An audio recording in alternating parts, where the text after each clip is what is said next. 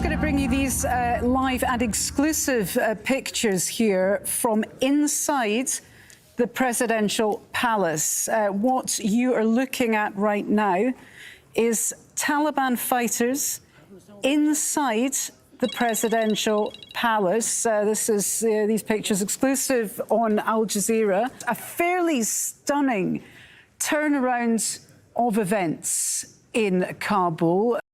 Hello, I'm Janine Perrett. Welcome to Media Watch. And stunning it certainly was as the world watched aghast at the speed of the Taliban takeover after 2 decades of war. Last time they were in power, they banned the internet. But now the Taliban are using all forms of modern communication for their new PR offensive. But just how safe are the hard-won freedoms gained for women and media in Afghanistan? Suddenly, 2 other Taliban charge towards us. You can see their rifle butt raised to strike producer Brent Swales. When the fighters are told we have permission to report, they lower their weapons and let us pass. CNN's Clarissa Ward, who's now left Kabul, was one of a handful of Western journalists covering the Taliban's takeover under extreme pressure, especially given she's a woman. CNN. Quickly, we are accosted by an angry Taliban fighter. Can I ask you a question? Excuse me? He says first. Cover my face? Cover. Okay. You told me to cover my face. That jars with the Taliban PR blitz insisting the rights of women and the media will be respected. OK, we've just got spokesperson of the Taliban, Sohail Shaheen, on the line. Mr Shaheen, can you hear me? That was just one of several extraordinary moments last week after a Taliban spokesman called into the BBC to speak with Australian journalist Yalda Hakim. The policy is that women can have access to education and to work. And of course, they will observe the hijab. And the PR campaign continued at a press conference in Kabul, where one of just 3 female journalists in attendance, New Zealand reporter Charlotte Bellis, asking this pointed question. There's a lot of concern about whether women will be allowed to work, that girls can still go to school. What assurances can you give to women and girls that their rights will be protected? The Islamic Emirate is committed to the right of women within the framework of Sharia. Sharia is, of course, open to interpretation, and Mujahideen warned the media their work must comply with Islamic values and national interests. The message of a kinder, more moderate regime was also being made on local television. But in this case, it was the journalist who was making headlines. That is a top Taliban official that you see on your screen right there being interviewed live on set by a female anchor for Tolo, whose name is Beheshta Argand. She's doing a one-on-one, face-to-face interview with him live in studio at Tolo. It was a simple but courageous act and unprecedented, as she told The Australian. I came to the office because I want to show to other women we can work, because we have struggled for this day. Tolo is a popular news and entertainment network that has thrived in recent years. And its owner, Afghan-Australian Saad Mohseni, told 9 News he's determined to keep female reporters front and centre. They're scared, obviously, but they're courageous. They're reporting on events despite fears that they may have for their own personal security and safety. So what hope the Taliban's actions match the new rhetoric? Well, the Committee to Protect Journalists says 2 female journalists have been taken off public radio and 2 others were beaten covering a protest in the country's east. Hundreds of other journalists have contacted the CPJ wanting to escape the country. Meanwhile, the New York Times, Washington Post and Wall Street Journal detailed extraordinary efforts to evacuate their 200 local staff from Kabul in a clandestine operation worthy of a Hollywood thriller. So as Western media retreat, brave local journalists like Anisa Shahid will risk their lives to try and keep a brutal militia accountable, as she told the BBC. I am worried that the hard work in the past 20 years by the media and the people of Afghanistan, whose greatest achievement has been the freedom of expression, will be lost. We can only hope not. But now let's come back home, where tensions are rising with more than half the nation in lockdown and many wondering if they'll be next. 9 people have been arrested and more than 50 fines issued after a large protest on the New South Wales-Queensland border yesterday. Police say those who cross the border between Tweed Heads and Coolangatta are likely to be charged. About 1,000 people attended the demonstration, the latest in a series of anti-lockdown gatherings across the country. And while some take to the streets in anger, most of us channel our frustrations at the daily press conferences around the country, including the increasingly frustrated press pack who don't just want answers, but tougher action. Take this exchange last week between Sky's Andrew Clennell and the New South Wales Premier.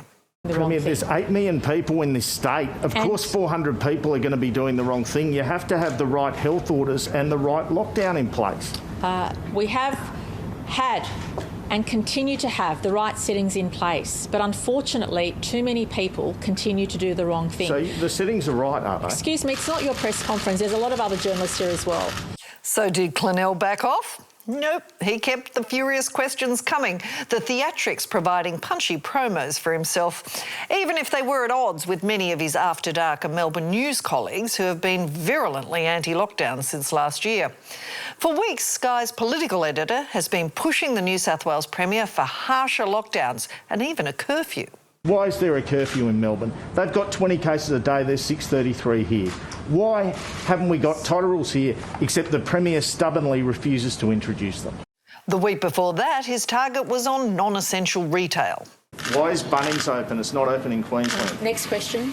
And the week before, he was pleading with the Premier to go tougher. This death of 1,000 cuts, a little bit of restrictions every day just isn't working. You have to come down hard. But how much harder could she go? Please know, and I want to stress this point, that we have the harshest lockdown conditions that any state in Australia has seen. I think the evidence about curfews is not strong. But the repeated claims of tough restrictions didn't cap case numbers, nor quell journalists.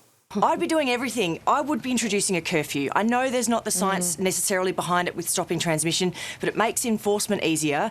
And at this stage in Sydney, I would just be doing everything that you could possibly do.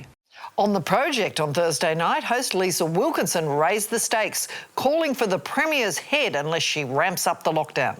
Gladys Berejiklian makes no new restrictions. She's doing nothing. The soft lockdown continues. And if Gladys Berejiklian isn't up to the job, then she needs to step aside and make room for somebody who is up to the job. It's a dramatic fall from grace for the Premier. The AFR magazine splashed on its April cover as the woman who saved Australia. On Friday, the Premier finally gave the media what they'd been demanding. We will be implementing curfews in those local government areas of concern from Monday, from 9 p.m. to 5 a.m. You cannot leave your home. And Andrew Clennell will also be glad to hear Bunnings stores in Sydney are now closed to retail customers. Not sure his Sky colleagues will be thanking him though. But for viewers at home, it's all part of the sport. There's even an online Gladys exercise workout where you do 2 burpees for every time she says, please no, and 5 star jumps for every I can't stress enough. Because fighting COVID sometimes seems as much about the politics and the theatre of the presses as it is about actually stopping the virus, which Victorian Premier Dan Andrews knows all too well. The rules are only as good as the behaviour and the choices that each of us make.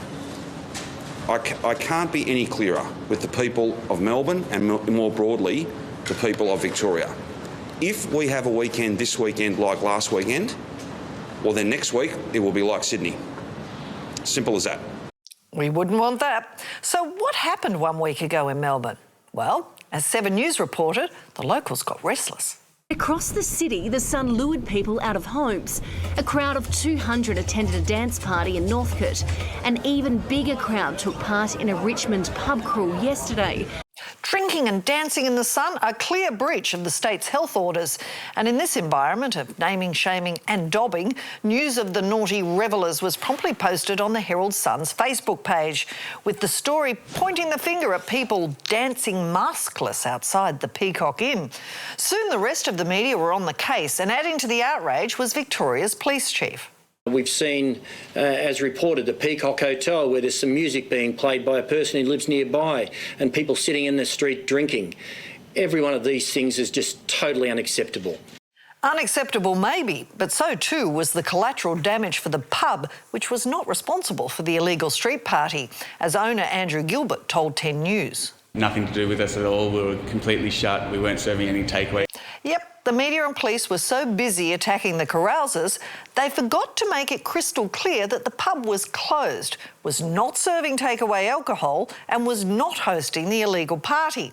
But by then the damage was done, with cooped up and frustrated Victorians slamming the pub on social media, with the owner sharing some of the angry messages with the ABC. Thanks for your contribution to extending the Melbourne lockdown. Hope you lose your licence. You are a disgusting venue. How dare you potentially cause an outbreak? Outrageous. You should be fined twice the legal sum. And to cap it off, some hotel graffiti. All in all, a pile-on of an innocent business driven by careless reporting, which is why the hotel's owner remarked on Facebook. Let's hope journalists bother to do their job and maybe check if the pub in question is even open. There's an idea, but the stuff-up didn't go unnoticed, with the media flipping the story and offering up a whole new angle on the pub that was unfairly shamed. A popular pub in Melbourne's inner north said it has taken a financial hit from being linked to a party on the street outside, despite being closed at the time. And who failed to make that point clear in its initial reporting? The Herald Sun, of course. Now to a classic newspaper tradition enjoying a revival of sorts in our favourite tabloid. Yaya finds the recipe for keeping her spirits up. White Hot Robbie game for a slice of the action. Model Summer Lovin' with US record exec. And in case you missed it, an extra bonus pic of model Shanina Shaikh holding her boobs. So what do all these yarns have in common? They're all page 3 stories in the Daily Telegraph. And that's just this month. In July, page 3 stunners got off with a bang. Honey's Big Bunny Money. Oz Label's Playboy Payday. It's not often a business story makes page 3. And what followed was a parade of legs, all page 3 stories, and all made for eyeballs. So what's the logic? Well, here's a clue. We've still got a long way to go when Daily Telegraph editor's top tip for pitching a story at a media training workshop for MP staff today is a cute animal will land you page 7, but a girl in a bikini will get you page 3. Yes, according to a New South Wales Greens politician, Kate Fairman, the Telly's editor-at-large, Matthew Benz, joked about how to score page 3 at a recent media workshop. And while he wasn't being serious, he does have a point.